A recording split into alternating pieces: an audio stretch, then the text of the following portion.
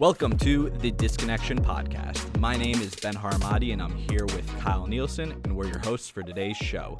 During this episode at Disconnection, we'll be speaking to Ari Marom. Ari, so glad to have you in the studio today. How are you doing, man? I'm great. Thank you for having me. Yeah, we're very happy to have you on. Ari, so you are an entrepreneur. You own your own business, but you didn't start off in the current business that you have. You used to be a club promoter, and before that, you were in school. You went to college for a little bit, decided to make some money. But let's go even prior. When you were a kid, how was it that you found yourself wanting to sell almost? You know, you sell yourself as an entrepreneur, right? Yes. So I think my entrepreneurial spirit stems from my parents. My father was in real estate. My mother worked on Wall Street as an executive. And then she got into the consulting side of financial institutes. So at a young age, I was always going to real estate meetings, open houses, hearing my mother on the phone, hearing my father on the phone, and I was just very motivated to make money. That was something that was, you saw your parents and you wanted to replicate it. Yeah, I wanted to replicate it, and then at a young age, I started working, started learning that money doesn't go from trees. I was definitely privileged growing up, but I was not fed with a silver spoon, should I say. Like an allowance. No, I didn't really have an allowance. I was pretty much making my own money since I was about 15, 16 years old and supporting myself since then. What was your first job? My first job on the books was working as a busboy at Cafe Angelique in Tenafly, New Jersey, actually. And I wasn't the fancy busboy that just cleaned the tables. I was actually the one in the back cleaning the dishes and throwing out the garbage and cleaning the floors and the bathrooms and all the dust around the windowsills and cleaning all the silverware, setting it up, etc., putting the tables inside at night and taking it out in the morning. So less than savory beginnings. Yeah. But you grew in, you knew what you wanted from that. Like at that point, did you know that you wanted to start your own business, that you wanted to become a self-made human At being? that point, I knew that I was just going to have to work hard to be successful. Gotcha. I didn't really know that I wanted to own my own business, but I knew that it was very hard for me to take orders from someone above me, so that I was eventually going to have to own my own business, essentially. Or work for yourself in some sort of manner. Yeah, Some exactly. capacity, yeah. So what was the next step after Angelique? I worked there as a busboy. Then the next summer I worked there as a waiter. Then I went to go work across the street at this Mediterranean restaurant, Middle Eastern restaurant, Khamsa at the time. Mm-hmm. Then I went back to Angelique. Then I moved to Israel for 6 months. Then when I returned, I went to go work back at Khamsa.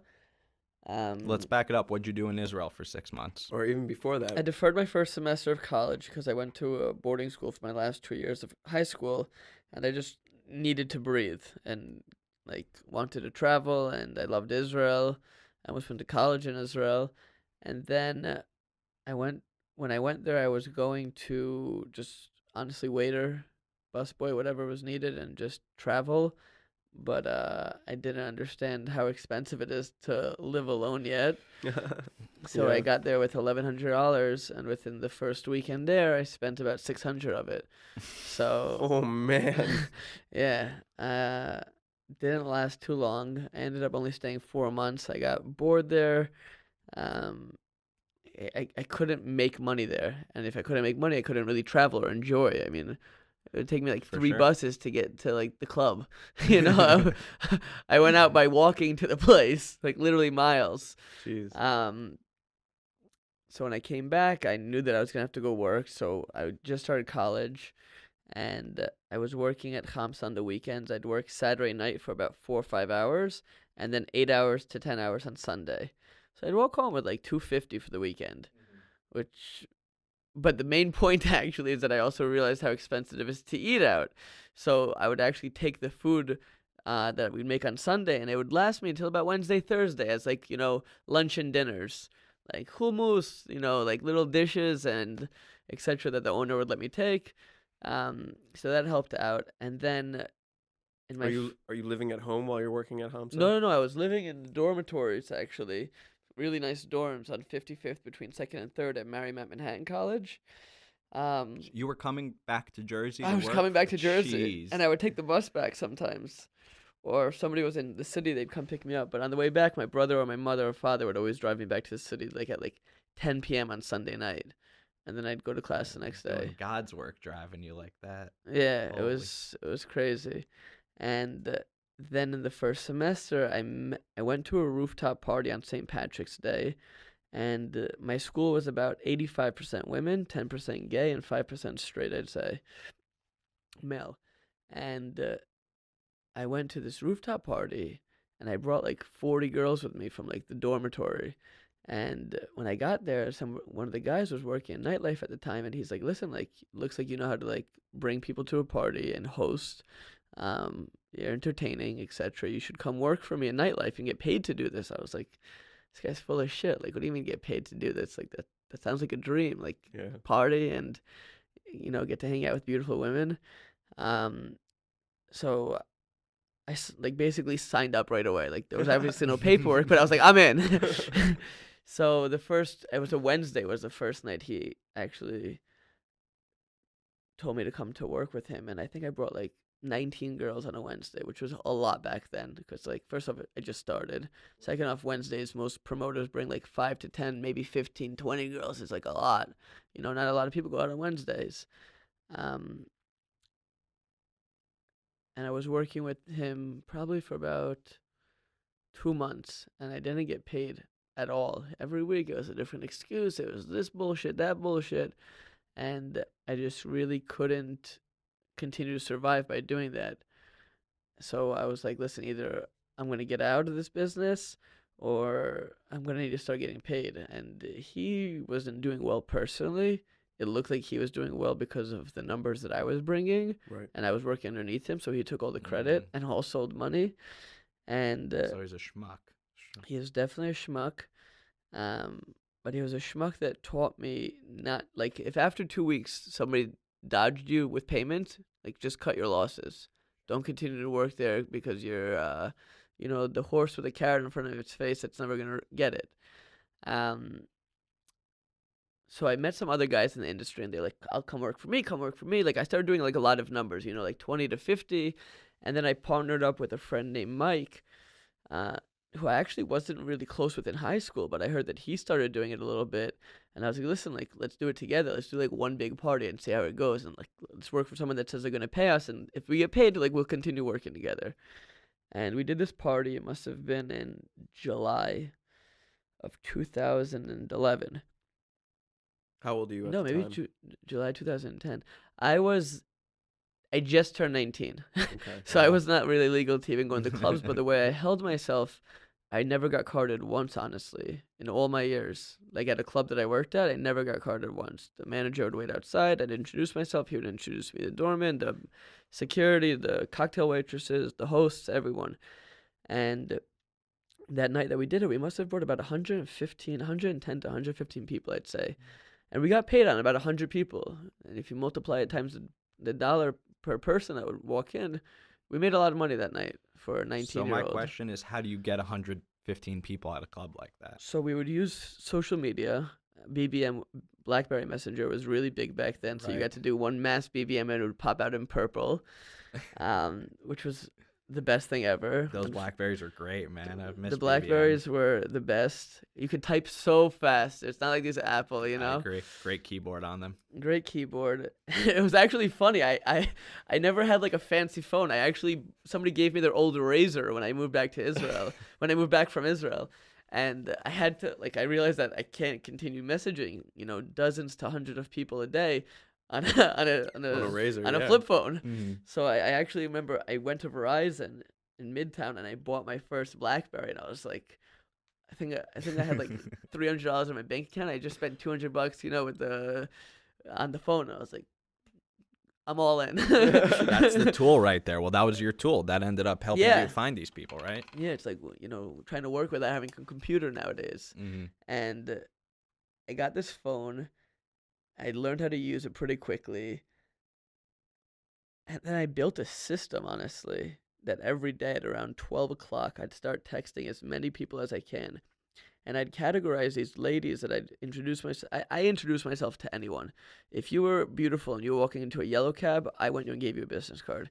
If I met you in the subway, if I met you in a pizza place, if you were waiting in line at Starbucks, if you were walking down the street to the club, or I saw you at a restaurant sitting, sometimes I would interrupt your dinner politely and just say, "Hi, my name's Ari. Here's my card. Enjoy dinner. Hit me up when you'd like to go out. I'd love to take you out." Short and sweet. And I remember the women would actually text me, like the most random ones that I'd meet. I remember one time I got a text message from a girl, and she's like, "Hey, you ran after my cab down the street, and you gave me your card, but I'm looking to go out tonight." And I was like, wow, I actually remember that girl. Wow. Anyways, I'm going all over the place right now. So to focus, I'm 19. I'm like focusing on this big event. I must have worked on this event for about 2 to 3 weeks with Mike. And we brought everyone there, but the biggest issue wasn't even bringing them there.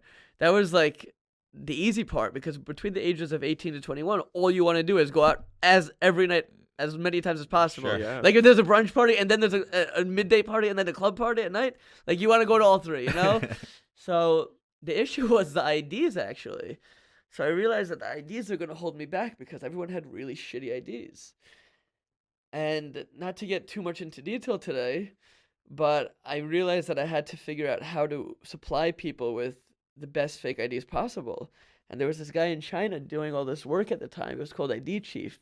But not everyone had the guts, I'll say, to wire, hundreds or thousands of dollars to Western Union to some guy in China that all you have is his email. And you're sending him all these photos and details. For all you know, it could be like the FBI. Dude, I still remember the website. It was some seriously sketchy shit he had there. Yeah. It was like some black background, like the dark web looking shit, right? It really did. Yeah. It's almost like the way that you'd like the black market. Exactly. If the black market had a Exactly. website, that was his website, And what was interesting was that the way he'd ship it, he would literally ship it in kids' toys boxes, like in a car, in a golf set, in a dollhouse, in a Barbie. Like you'd like crack the Barbie in half, like it was an oversized Barbie, and like you'd just smash on the floor, and like 30 IDs would pop out. Wow. That's some illegal shit, and like transporting it like drugs almost, you Yeah. know? That's intense. Yeah, now understanding shipping, like 7 years later, 8 years later, I understand how he had to declare it, and it was all gifts and toys. But back then, but before ID Chief, actually, the issue was I had this guy in Midtown that was friends with the scumbag promoter that I worked for a little bit, that he had everything. He had the laminations, he had the holograms. He had shitty holograms because he'd stamp them. They weren't holograms that were made from the lamination. He'd stamp it with a stamp, like the California. It was always California, but we couldn't find the proper material to print it on. And then when I saw ID Chiefs coming, I was like, wow, they're actually the proper white. It was a little bit too white, the cards, but it worked. It scanned a blacklight, and it worked. And the way I would test it is I would take the idea, I'd make one for me, and I'd go to a random bar and see how it worked. And I remember one time I actually met one of the bouncers of like one of the higher end clubs at the time. It was like One Oak. And I took it to this Upper East Side bar, and I took this California ID, and he's like, it's fake. I was like, well, first off, tell me how you know this. Like I was like, he took out this beautiful book. He really explained the details to me about how he can tell it. And I was like, I got to get this down. And then I found ID Chief. Anyways, fast forwarding a little bit, I partnered up with Mike. We started to get paid. We did well. It was July. By December, he started slacking. Like he wasn't like, he wasn't continuously networking. He was focusing off of his own network. And within your own network, people don't go out. They start slowing it down a little bit As they get older, yeah. as they get older, but also it's not the summer anymore. now it's the school year and they have exams, they have classes in the morning. So you're continually networking Correct. with all of those girls, allowed you to constantly have a new network. I continued to network when the fall semester started, so I'd always meet new girls in September, and then I'd meet them in every month. And he focused more on the home base of everyone that he knew from New Jersey to come, but they were all away. So it wasn't really fair because we were 50-50, and if we brought 100 people, I was bringing 90 of them. And wow. and Drastic difference. So I remember I gave him his last paycheck because I collected all the money and everything. I really did everything. Gave him the paycheck, and we just really went our own way.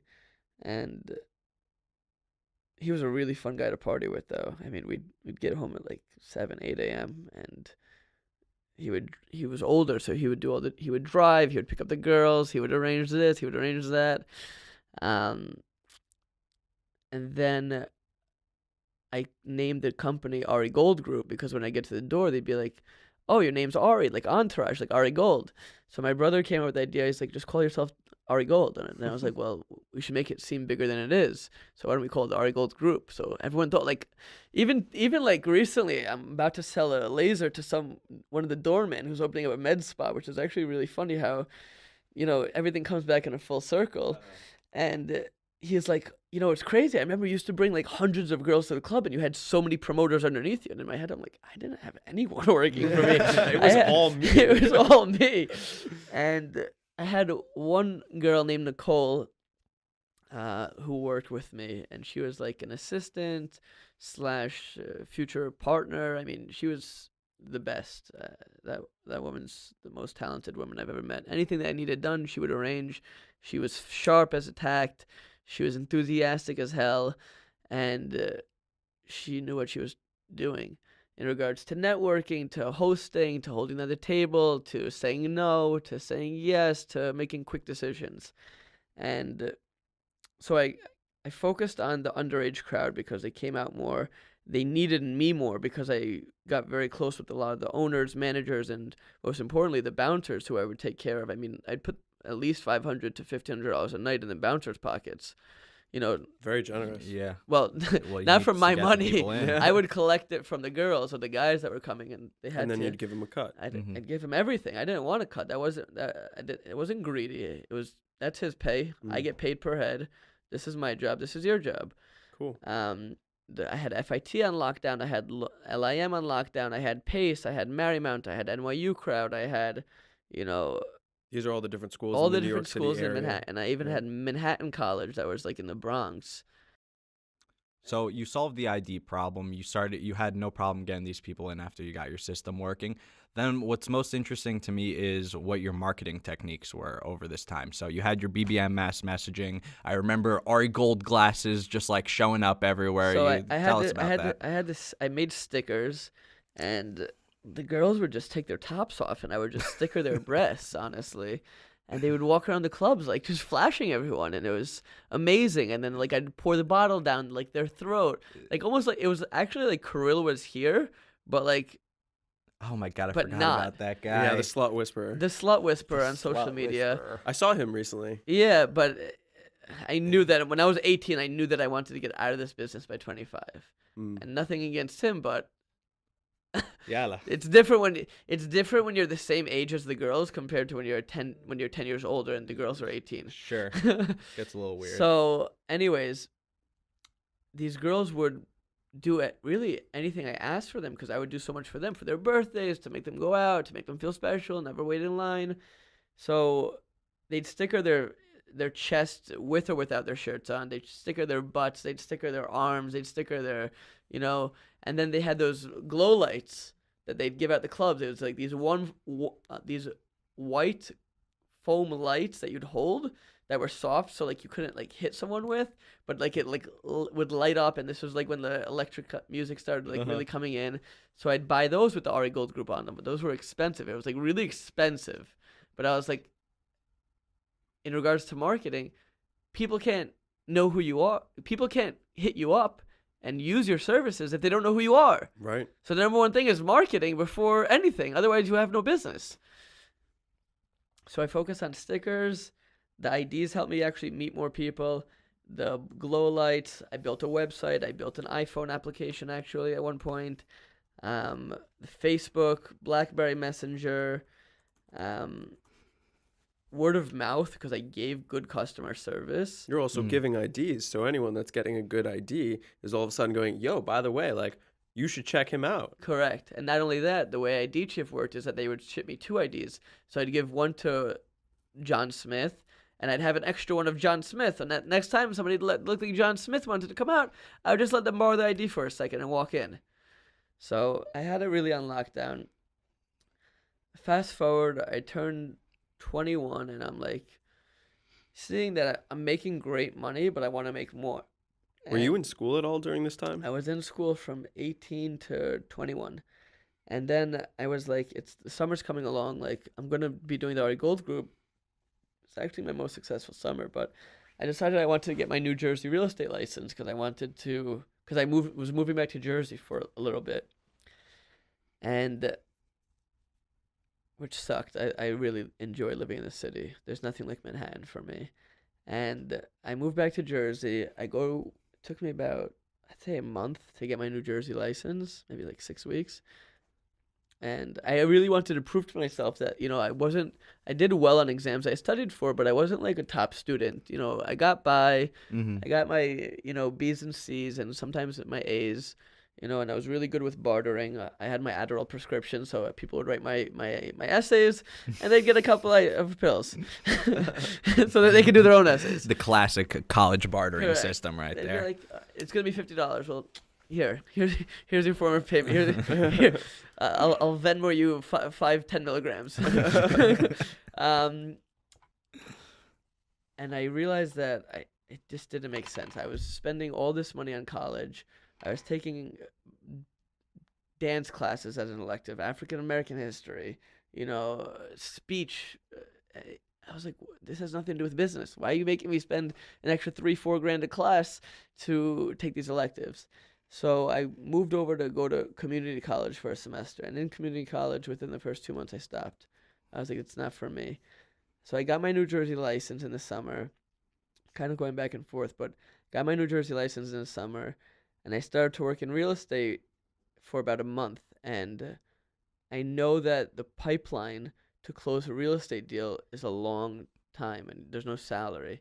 So my brother had a friend that was working in the laser business as a technician, as a repair guy, and he was doing really well. And then he took on a partner to start a company called Parts for Laser. And they were actually based in New Jersey, the town over from me. So they were in Tenafly. And they were doing well. So my brother was like, listen, they need a sales rep. Go work there, and you'll get a salary, and you'll also get commissions, and you'll learn how to, work there also. So I was really not into it. I didn't know how to spell laser. I don't know what the hell these guys want from me. Is it an S or a Z? It's actually with an S. Oh, When wow. I thought Learn something new every day. I thought it was with a Z. So they're like, all right, come work for me. I get the job. I go there the first day. I got there at like 8 a.m. I didn't get home until midnight. I Wow. mean, they must have racked in probably like 20, 25K that day in repairs. I was like, listen, if these two guys that barely can speak English, can do this, then there's something special about it. But it was very unique because every single person that we'd go to pick up or do a repair job, they were so appreciative. And I was like, what's going on here? So they started explaining to me that these manufacturers of the laser companies, after you buy the machine for about $150,000, you have to pay these annual service contracts to have the repairs, under a warranty. And they didn't require those service contracts. If something broke, they'd come and they'd fix it for a lot lower of a rate. So the business owners were really appreciative that they weren't held by the balls anymore, honestly, by these monopoly manufacturers that they didn't have, Nicky and Johnny on each corner as mechanics to fix your Toyota. There was no laser technicians, and if they weren't really anyone in the Northeast. And if there were, they were so damn busy. So it's very hard to get, quick service. I call it the New York Minute now with the New York Laser Outlet, that we're there, same day guaranteed, with loaners available. That's fast forwarding it. But they were giving really good customer service, and then they started to get really busy. And I started to do the sales for them, and it took me about 6 months to actually close the deal. I really took me a while to understand the technology. Like Are you during those 6 months? Are you still working for Club Promoting? I was working every Thursday and Saturday running the Ari Gold group, which generated me enough income to live off, for sure. And and then I had a really small base salary. I think I made like $500 a week at Parts for Laser. So it was really just commission. Mm-hmm. But then once I started to learn how to sell these machines and how to interact with people on selling capital equipment and not just bringing the girl to the door and getting her in and stickering her up, it was amazing. I mean, I was selling.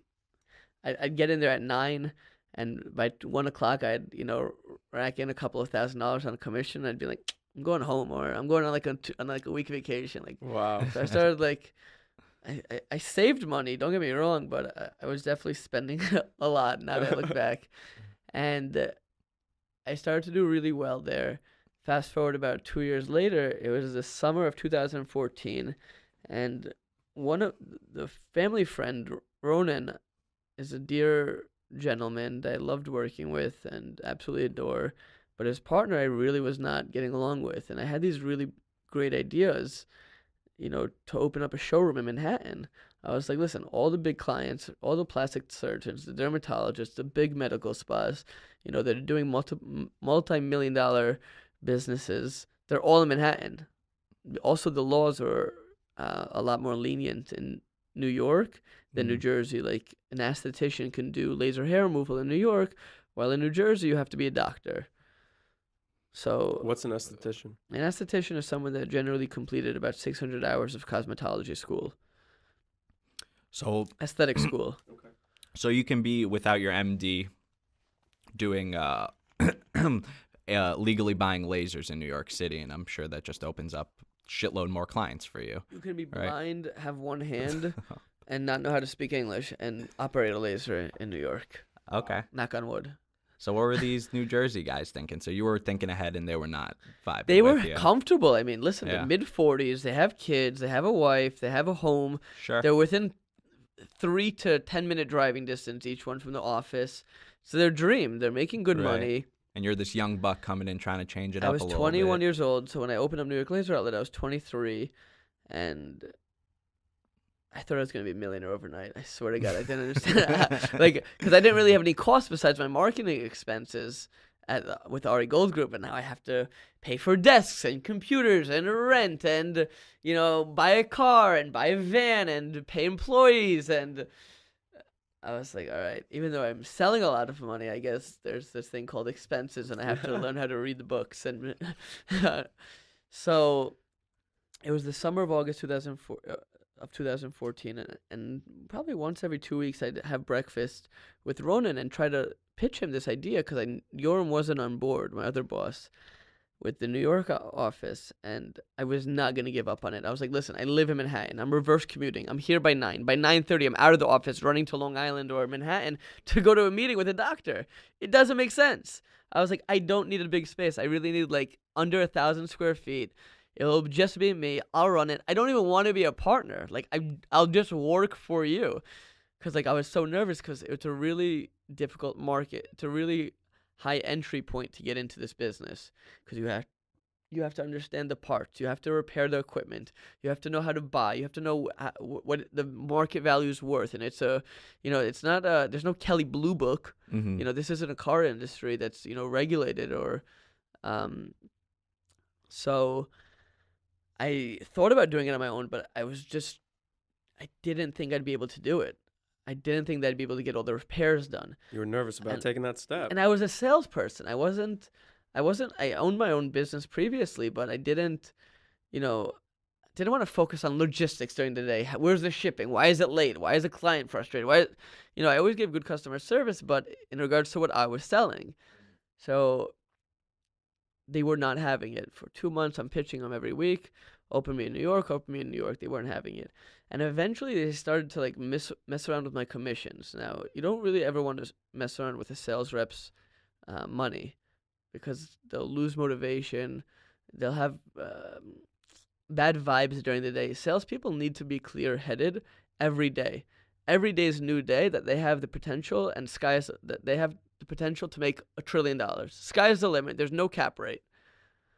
So they can't have stress or bad vibes or, wow, my boss just screwed me over, with thousands of dollars worth of commissions.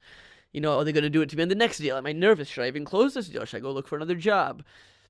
So I started to look into where I can buy the parts, because they wouldn't sell it to me if I opened up my own business. And I kept calling other companies and pretending to be somebody else, so that, God forbid, because my bosses really sold parts to everyone all over the world, and I knew that it would get back to them. Anyways, they had a technician that was working there for about 8 months. Very smart guy. His name is Ron. He's my partner now. And he moved to Seattle, Washington in July 2014. So when I pitched it to my brother about opening up a business and investing in me, he's like, if you want to do it properly, you have to find a repair guy. And I was like, listen, there's no laser technicians. Like, where? And then Ron came to mind. I was like, this is very weird. I wasn't really close with him at the job. And I called him in October, and I was like, listen, Ron, I got this idea. I know we don't really talk. Come to New York. He's like, listen, all right, I'm married. I live in Seattle, Washington. What do you want from me? I was like, I got this idea, and I need you. Get on a plane and get over here. I don't really want to hear it. Anyways, I convinced him to get on this plane. And he lands on a Saturday night, and I guess I was just so excited I didn't really think it through that I had to go work at the Ari Gold Group that night. So I had my mom, who never met Ron before in his life, and Ron never met my mom in his life. Mom, go pick my this mom guy goes to Newark Airport to pick him up at the airport. So he gets they meet each other at the airport for the first time, and he actually sleeps. She lives in Inglewood, and she has an extra room, so he slept there. So on Sunday morning, my brother and I drove there by like 10 a.m. We were out until like 5 working.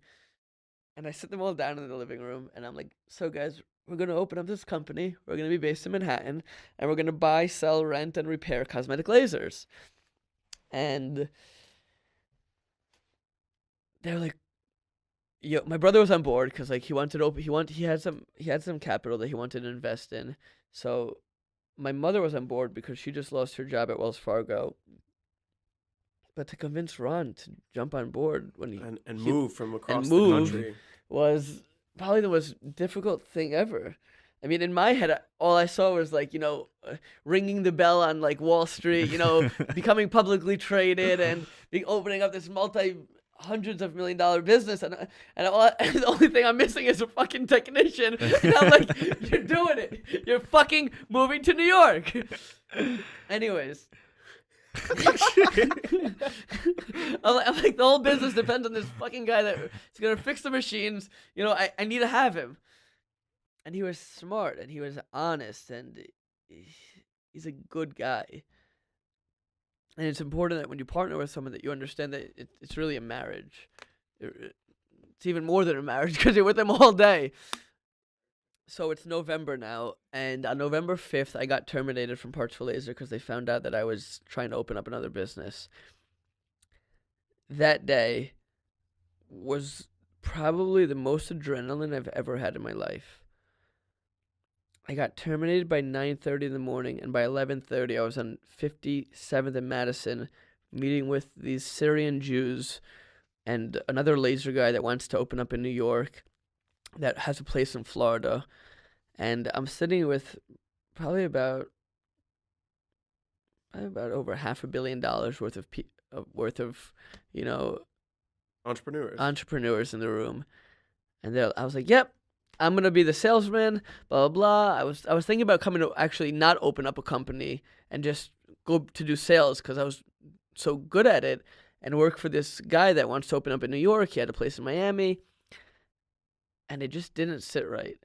They were just really unethical, and I didn't like the way that they were doing the business. And I called my brother, and he came to the meeting, and we went out for drinks and the whole 9 yards.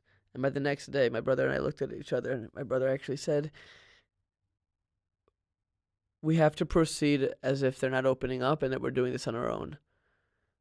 Which is exactly what I didn't want to hear. It's easy to go work somewhere. There's a desk, you have a phone, you have a back office, you have someone to report to, but to do it on your own, I was like, shit, like the pressure's I on. don't have money coming in besides from Ari Gold Group, which was good money, but it was half of what I was making.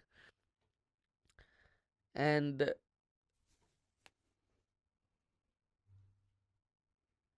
then we started doing the repair jobs in my mom's kitchen, and throughout November we just grew really quickly because after I got fired, I just called people all day long. I think I was calling people for about 15 hours a day nonstop. Hey, I opened up a company. We buy, sell, rent, and repair. We have a showroom in New York.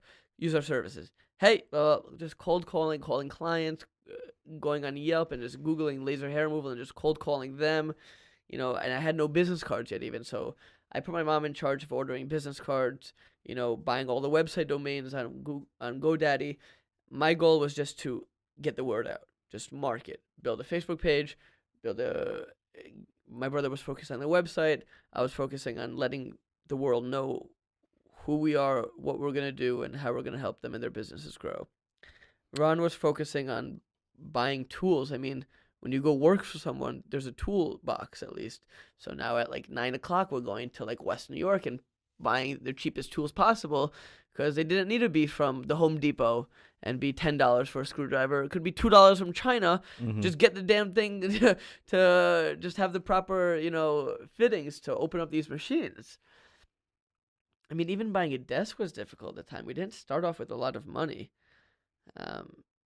meaning that we didn't have multi-millions of dollars invested into this Right. company that I could just go on a shopping spree. And also, I didn't even have a credit card yet for the company. So everything was literally like Out of pay pocket. today. It wasn't like net 30 or net 60. I Mhm. didn't have payment terms.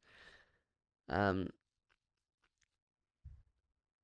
that's how it was for the first 30 days. We literally were taking out my mother's kitchen stove to use the 220 outlet to plug in some of these machines to turn them on so No we way. can start fixing them.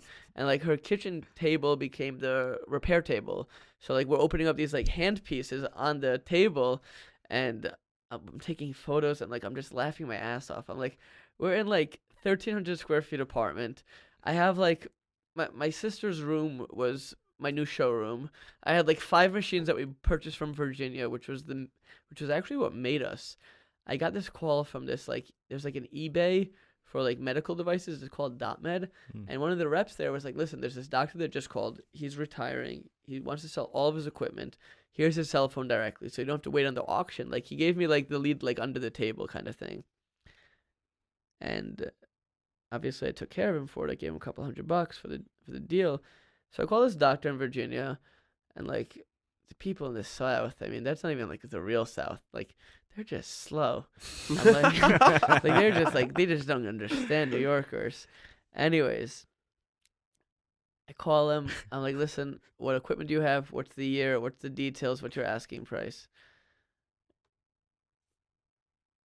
I think we purchased the equipment for about $28,500, and I flipped it for about $95,000. How long did it take you to move it? Great question. It took me about 4 months. Wow.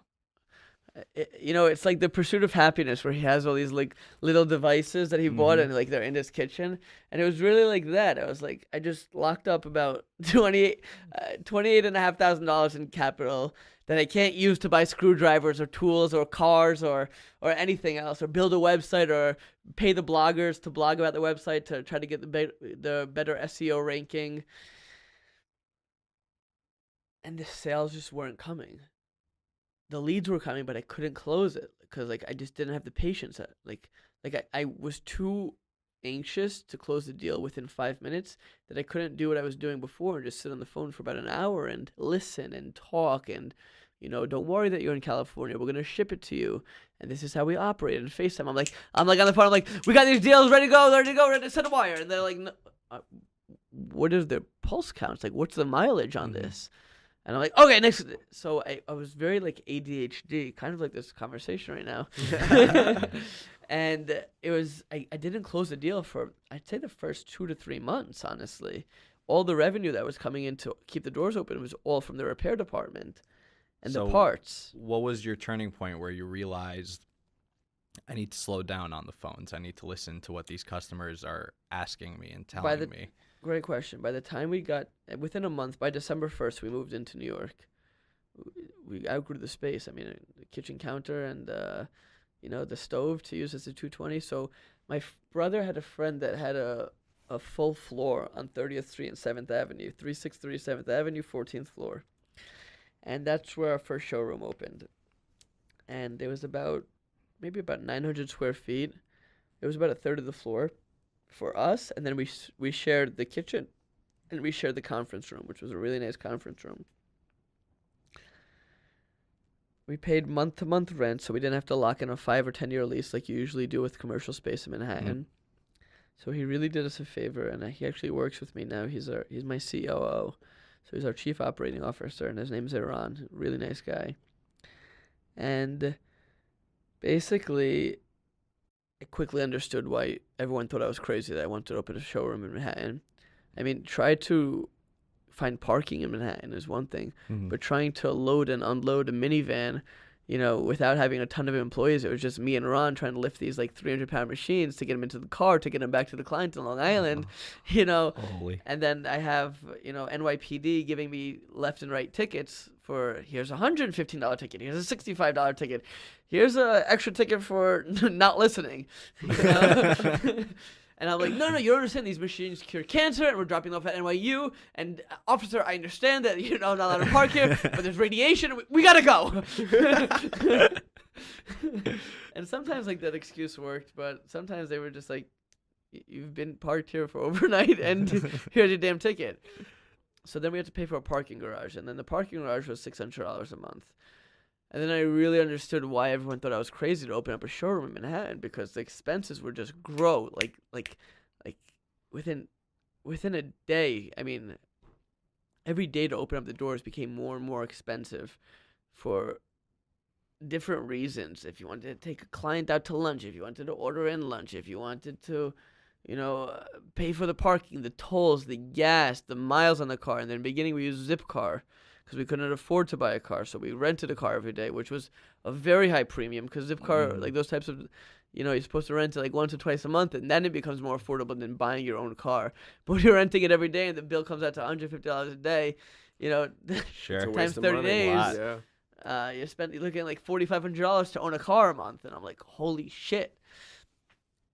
Anyways, so we opened up on 7th Avenue, and within a month we hired another technician who didn't work out at the end. Then we hired an office manager, and she was there for about 8 months. Then, I mean, there was just none of us had real management experience. My mother was very talented at like a high level, and understanding customer service and marketing and brainstorming and problem solving. My brother was the chief operating officer. Sorry, the chief financial officer. My apologies. The CFO, and he was just amazing with numbers. He understood how to make sure that every bill got paid, that we had enough money, that we had put a little bit to the side, but then we'd use it because we needed it. And Ron was an amazing technician, engineer. Is Ron still with you today? Ron is still with me, and I was really great at sales. So each one of us was an expert in our field. None of us were the jack of all trades, I'd say, and we each needed each other for this to work. So it sounded like there was a huge learning curve. Huge learning curve. And after this curve, did you feel like there was like one specific day where or just not like a day, but like a period where you flipped into kind of where you are today? Or is it just learning over time? Today, I'm talking to myself this morning about, things are not going well at the office. Well, you can't scream at your employees, because then they won't want to work for you, and they won't feel good coming to work. And you want your people to feel good every day coming to work with a smile on their face, so that they don't complain if they have to stay late, God forbid, or that they're just generally happy. Like, because I remember what it was to have anxiety at night about having shitty bosses and bad management. Worst feeling in the world. It's the worst feeling in the world. I mean, you're not talking about having like,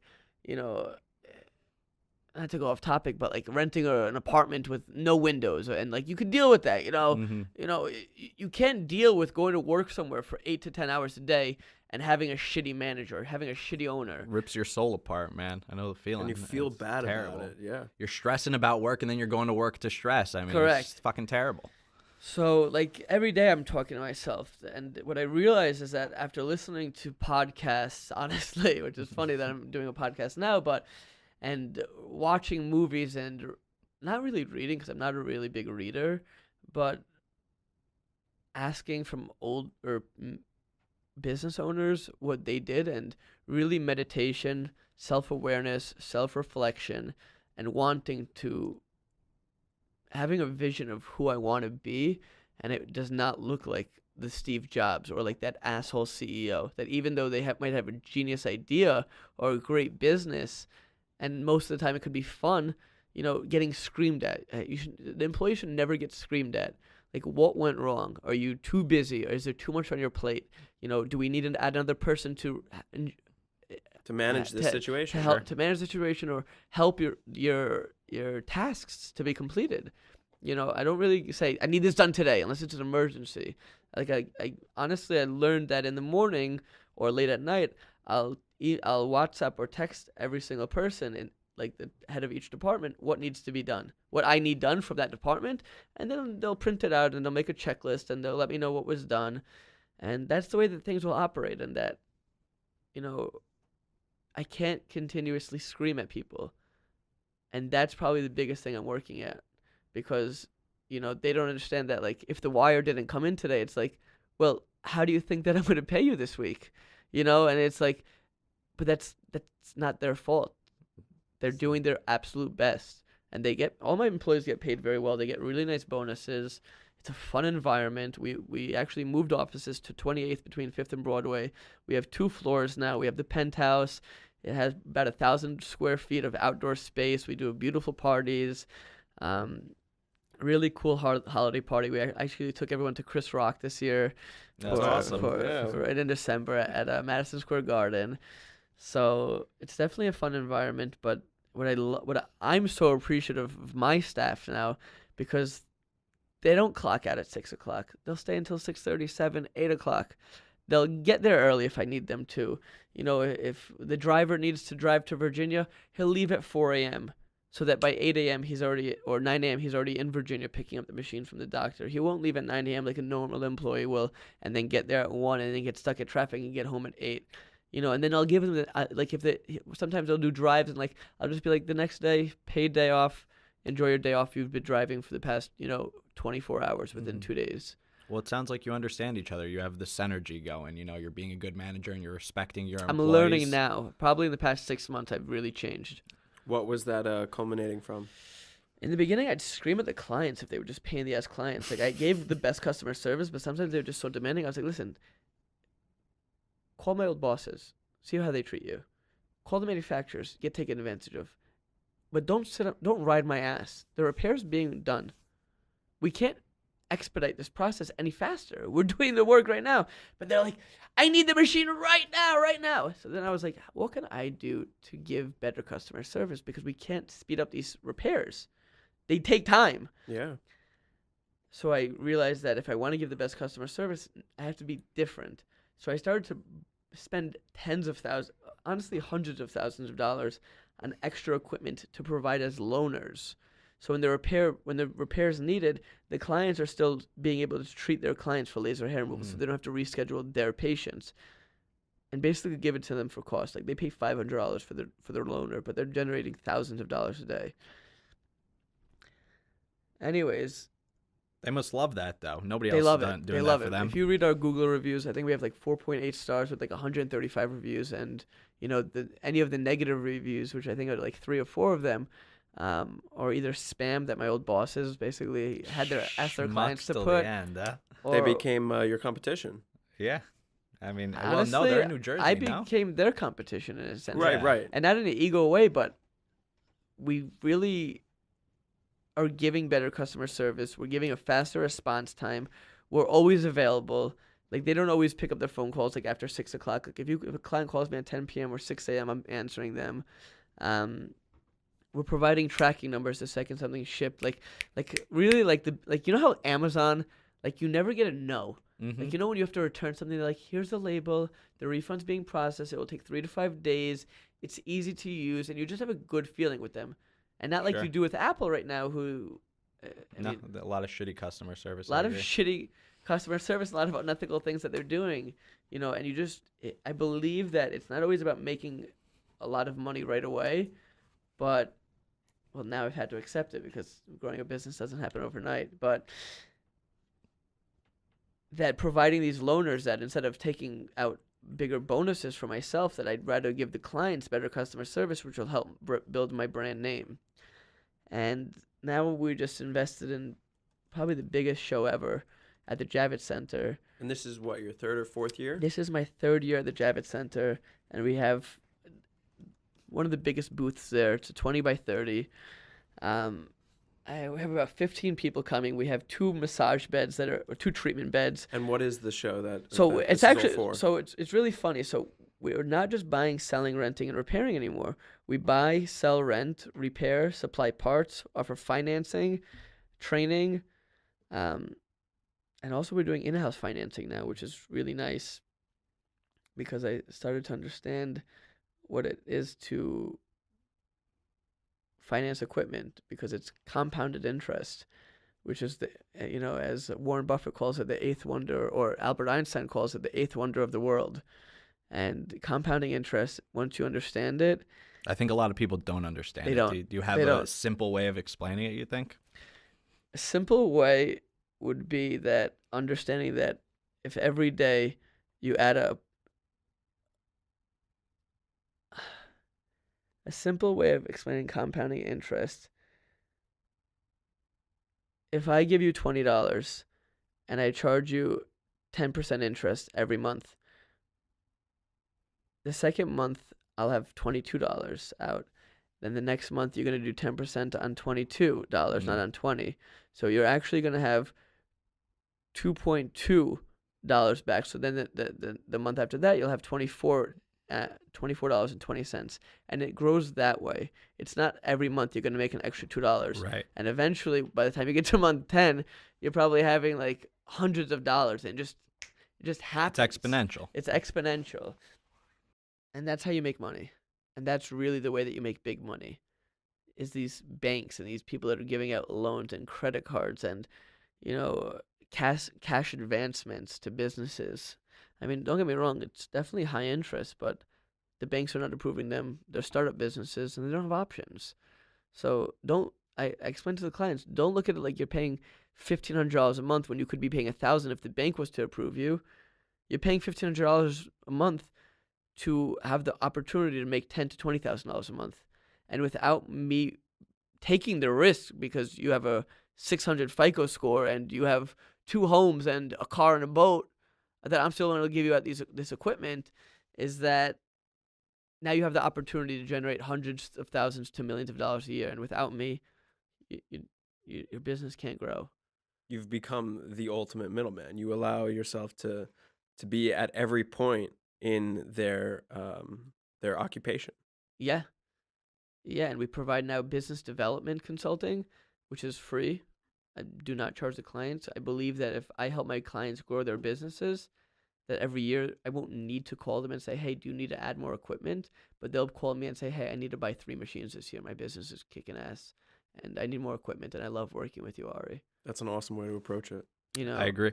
So what would you think would be something that you would tell a young entrepreneur today, especially looking at mistakes you'd feel like you've made in the past and just growing you've done over this time, trying to open his own business? I mean, what would you tell a young, hot-headed Ari looking to make $1 jillion? Patient, understanding of others, learn how to listen to what your employees or your clients are telling you, and not always think that you're right. So really let go of your ego, to learn how to communicate to people, especially your own staff and clients. Set proper expectations within roles of different departments, and proper expectations of shipping delivery dates with clients. Meditate, and to be really self-aware, because when you have so much stress, it's so easy to lose your cool, but it's so difficult to stay calm during a stressful or anxious period of your business or personal life, and that people won't want to work for you. And now that's happened to me. I've never had someone leave the company and say, I can't work for you. But I have had really sad nights that I lost it on my staff, or that, I'm just fed up with, why didn't this get done? Why? Like, why couldn't you complete this task? I could do it. Why can't you do it? And to be understanding that they're not the business owners, that even though they're amazing employees, yes, they'll stay until 7, 8 o'clock. They'll wake up early and everything, but they're not going to answer an email at midnight, most likely. And that you can't force them to do that. And that they are going to get sick. And that they do have kids that sometimes they'll have to leave early too. And that, sometimes they're going to come in with a bad attitude. And they're just having a rough day. You don't need to personalize it. And more be like, hey, let me know if there's anything I can do to help cheer you up. And to be the CEO one day that I envision myself. And as of now, I would never take that title because I think that when you take that title, I have to I want to learn more about accounting and the financial aspect of the business, a little bit more about HR. I know the clinical, I know the technical, I know the parts, I know the sales. I'm learning to understand more efficient processes and that there's no such thing as shortcuts as well, and that the cheap is the expensive. Cheap is the expensive. Usually, I would charge 3% extra if you were using a credit card. And I realized that it's actually illegal in the state of New York to do that, and it became a law that you can't upcharge the client because of the way that the payment method, that because PayPal or Amex charge you 3% for the processing fee, that you can't charge it the client. So now if it's $1,000 sale, I'm paying $30 to Amex or PayPal, and that I used to charge the client. And then every month I'd have these post-dated checks for the rental clients, and then it was just so annoying. If I would just have a credit card and eat the $30, I wouldn't be in the 15th of the month trying to see who paid and who didn't pay, what check did go, what check didn't clear, what check did go through, when is it going to convert to a sale. I mean, some of the things you might not be following, but basically don't be cheap. Not only with your staff, but also within yourself, because sometimes the cheap way is the longer way,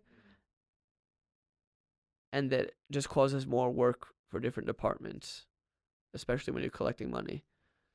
To me, it sounds. Are you follow? Does that make sense? Yeah, it does. Yeah, it does make sense. Like eat the 3% so that you don't have to have the so can continue to get that $1,000. So my assistant is not on the 15th of the month. Hey, did the check go through? If it didn't, then you have to call the client and deal with the bouncing of the checks. Right. Just swipe the card. Yalla. Next task. Move on. Just go. Keep growing. I think that you had so much growth over this journey, and that's what I love the most about this story. It seems that as you've learned the business, you've also grown as a person, and that I feel like it's made you a better human being. I feel like you feel like it's made you a better human being. Definitely. And at the end of the day, the money's the bonus.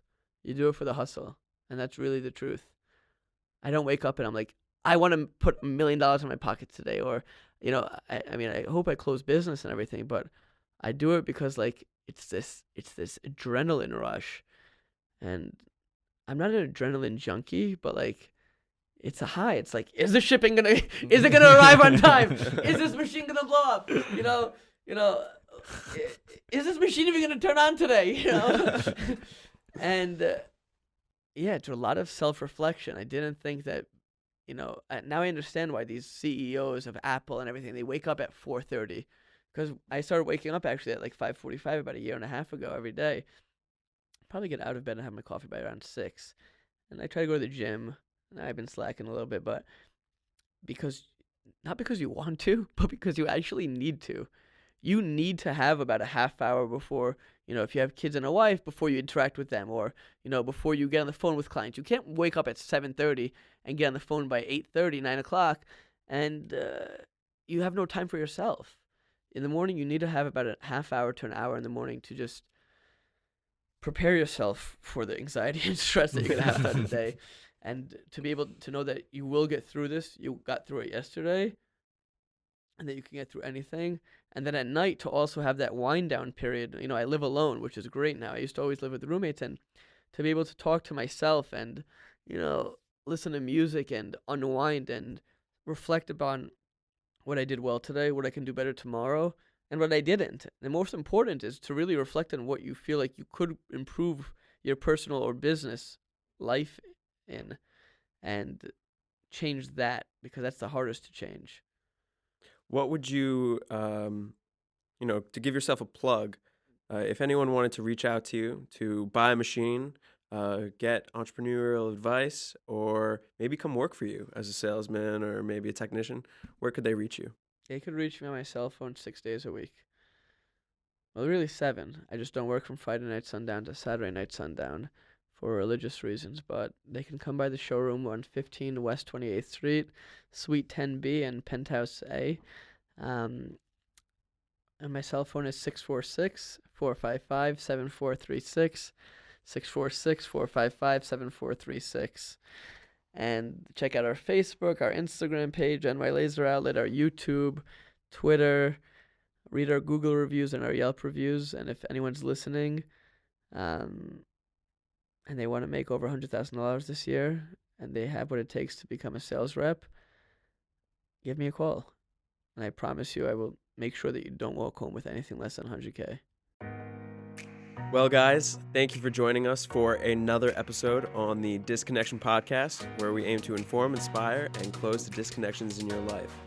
We'd like to thank our special guest today, Ari Marom with NY Laser Outlet, for giving us a unique perspective on a range of topics. Please subscribe, rate, and review our podcast on iTunes, YouTube, Spotify, and our website, Dis-Connection. That's Disconnection. My name is Kyle. I've been Ben. And we'll catch you on the next episode of Disconnection.